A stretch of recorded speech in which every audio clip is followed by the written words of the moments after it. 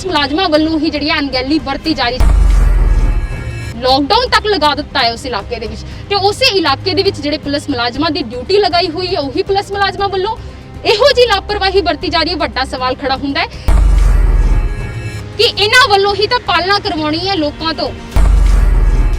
सत श्री अकाल, तुसीं वेख रहे हो द सिटी हैडलाइनस ते मैं कल्पना तुहाडा सारिआं दा स्वागत करदी हां। कोरोना का कहर लगातार बढ़ता नज़र आ रहा है। दिनों दिन कोरोना केसेस की गिनती भी बढ़ती जा रही है। लुधियाने की जे गल करिए आंकड़े जिहड़े ने 700 तो 800 के करीब भी पहुँचते नज़र आ रहे हैं। कुछ दिन पहला आंकड़े जिहड़े सी 800 तो भी वध नज़र आए सी। लुधियाने के दो इलाके अर्बन स्टेट फेस 1 डुगरी ते अर्बन स्टेट फेस 2 डुगरी जिन्होंने कंटेनमेंट जोन घोषित करते हुए इत्थे जिहड़ा संपूर्ण तौर पर लॉकडाउन लगा दिता गया क्योंकि इत्थे जिहड़े ने 70 तो भी वध मामले सामने आए सी। उस तो बाद जो सैंपलिंग की जा रही है उस तो बाद भी जिहड़े 65 लोगों की रिपोर्ट जिहड़ी कोरोना पॉजिटिव सामने आई है। पर हुण जो तुसीं तस्वीरां वेखोगे अज जो असीं गल करते हैं कि जिहड़े इसनूं कंटेनमेंट जोन घोषित कर दिता उस तो बाद जिहड़ा बैरीकेडिंग लगा के सील कर दिता गया, संपूर्ण तौर पर लॉकडाउन लगा दिता गया। ते पर उस दे नाल ही सेहत विभाग की जो वल्लों सेहत विभाग की जो ਵੱਖ-ਵੱਖ जगह पर टीम्स बिठा दित्तिया गया, सैंपल्स लए जा रहे हैं। पर जो तुसीं तस्वीरां अज देखोगे ये तस्वीरां किते ना किते हर किसी नूं हैरान कर देणगियां। गल हुंदी है कोविड-19 सेफ्टी प्रोटोकॉल्स की पालना करन दी, पर किते ना किते इसे कंटेनमेंट जोन दे विच यही कोविड-19 की जो सेफ्टी प्रोटोकॉल्स ने इन्हां दी धज्जियां उड़ाईयां जांदियां ने।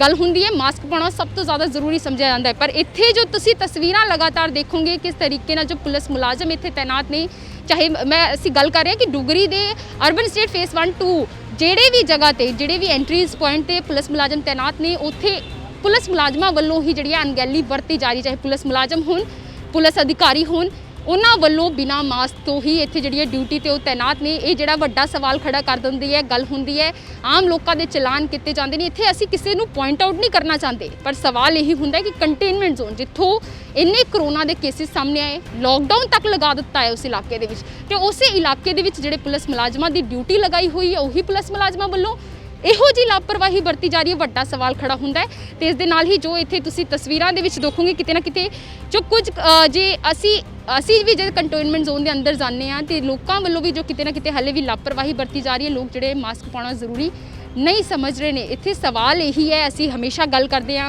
मार्केट्स की ਵੱਖ-ਵੱਖ जे पब्लिक प्लेसिस की कि करोना वध रहा है पर लोग जिहड़ा मास्क पाउणा जरूरी नहीं समझते। पर इत्थे तक एक कंटेनमेंट जोन बनाया हुआ है। कंटेनमेंट जोन जिसनूं बनाया होया इत्थे 70 तो वध पहला मामले सामने आए सी, जिस तो बाद कंटेनमेंट जोन बनाया सी। उस तो बाद जो सैंपलिंग हो रही है उस तो बाद भी जिहड़े 65 होर मामले सामने आए ने। डेली बेसिस ते सैंपलिंग हो रही है। पता नहीं किन्ने लोग जिहड़े ने इत्थे करोना तो संक्रमित होणगे, पर उस दे बावजूद जिहड़े लोगों दी इत्थे ड्यूटीज़ लगियां होईयां ने, पुलिस मुलाजम तैनात ने, उन्हां वल्लों इहो जी जिहड़ी लापरवाही वरती जा रही है। लोग मास्क पाउणा जरूरी नहीं समझते। इस नूं लैके क्योंकि मैं पहला भी कहा सी 10 सिटी हैडलाइनस की टीम का इहो जिहा कोई मकसद नहीं, असीं किसी नूं पॉइंट आउट करना नहीं चाहते। पर इत्थे सवाल यही खड़ा हुंदा कि जो पुलिस मुलाजम इत्थे तैनात होए ने, ड्यूटी लगी हुई है कंटेनमेंट जोन दे विच, उन्हां दी जिहड़ी ਉਹਨਾਂ ਦੀ ਵੀ ਜਿਹੜੇ ਕਿਤੇ ਉਹਨਾਂ ਦੀ ਵੀ ਸਿਹਤ ਜਿਹੜੀ ਹੈ ਖਤਰੇ ਦੇ ਵਿੱਚ ਤੇ ਉਹਨਾਂ ਦੇ ਨਾਲ ਜੁੜੇ ਉਹਨਾਂ ਦੇ ਫੈਮਿਲੀ ਮੈਂਬਰਸ ਦੀ, ਫਰੈਂਡਸ ਦੀ, ਉਹਨਾਂ ਦੇ ਕਲੀਗਸ ਦੀ, ਉਹਨਾਂ ਦੀ ਵੀ ਸਿਹਤ ਕਿਤੇ ਨਾ ਕਿਤੇ ਜਿਹੜੀ ਹੈ ਖਤਰੇ ਦੇ ਵਿੱਚ ਨਜ਼ਰ ਆ ਰਹੀ ਹੈ। ਬਿਲਕੁਲ ਜੋ ਅਸੀਂ ਤੁਹਾਨੂੰ ਲਗਾਤਾਰ ਤਸਵੀਰਾਂ ਵਿਖਾ ਰਹੇ ਹਾਂ ਇਹ ਵੱਖ-ਵੱਖ ਐਂਟਰੀਜ਼ ਪੁਆਇੰਟ ਤੇ ਬਿਲਕੁਲ ਦੁਗਰੀ ਦੇ ਫੇਸ 1 ਫੇਸ 2 ਦੇ ਵੱਖ-ਵੱਖ ਐਂਟਰੀਜ਼ ਤੇ ਜਿਹੜੇ ਪੁਲਿਸ ਮੁਲਾਜ਼ਮ ਤੈਨਾਤ ਨੇ ਉਹਨਾਂ ਵੱਲੋਂ ਇਹੋ ਜਿਹੀ ਅਣਗਹਿਲੀ ਵਰਤੀ ਜਾ ਰਹੀ ਹੈ। ਕਿਸੇ ਦੇ ਮਾਸਕ ਨਹੀਂ ਪਾਇਆ ਹੋਇਆ ਤੇ ਕਿਸੇ ਨੇ ਮਾਸਕ ਪਾਇਆ ਹੋਇਆ ਤੇ ਪ੍ਰੋਪਰ ਤਰੀਕੇ ਨਾਲ ਨਹੀਂ ਪਾਇਆ ਹੋਇਆ। ਗੱਲ ਹੁੰਦੀ ਹੈ ਕਿ ਮਾਸਕ ਪ੍ਰੋਪਰ ਤਰੀਕੇ ਨਾਲ ਜਿਹੜਾ ਪਾਉਣਾ ਜ਼ਰੂਰੀ ਹੈ। हमेशा जो नक तो भी उत्ते थोड़ा मास्क होना चाहिए, पर इत्थे या तो जिन्हें किसी ने मास्क नहीं पाया, जिसने पाया है तो उसने सही तरीके नाल नहीं पाया। इत्थे सवाल यही खड़ा हुंदा है कि इन्हां वल्लों ही तो पालना करवाउणी है लोगों तो, ते जे इन्हां वल्लों ही आम लोगों के चलान भी किए जाते हैं, पर किते ना किते इन्हां लोगों वल्लों ही लापरवाही बरती जाए। इत्थे सवाल वड्डा ये भी खड़ा हुंदा है कि इन्हां दी सेहत भी जिहड़ी किते ना किते खतरे दे विच नज़र आ रही है। अंदर इस इलाके नूं कंटेनमेंट जोन बनाया होया है, अंदरों इन्ने लोगों की रिपोर्ट करोना पॉजिटिव सामने आ रही है। 70 केस पहला सामने आए सी लगभग, उस तो बाद जो डेली बेसिस से सैंपलिंग हो रही है।